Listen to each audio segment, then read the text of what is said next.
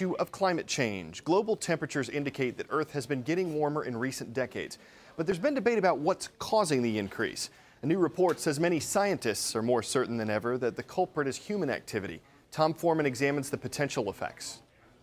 You know about climate change, the idea that basically greenhouse gases are trapping heat from outside, and you are correct. They're now well over 90% saying that human activity is responsible for the preponderance of this. Important to note, they're saying there are other factors, but the preponderance of it is coming as a result of humans doing this. So what is the result of all of this? Rising oceans. Why?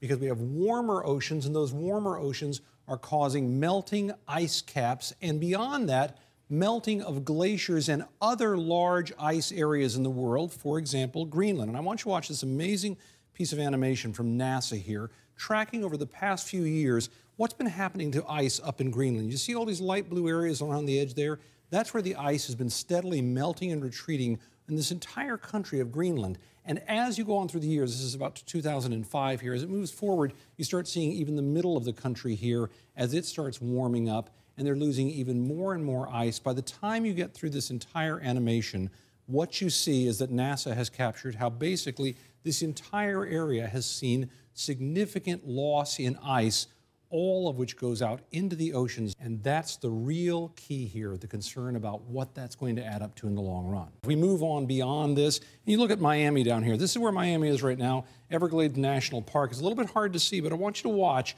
as this progresses. What they're predicting is that over the next 80 or 90 years, if nothing changes, what you would see is a real encroachment. Areas like this down here where you have the Florida Keys, they would basically go completely underwater, and a lot of areas would also be affected by much, much higher water levels.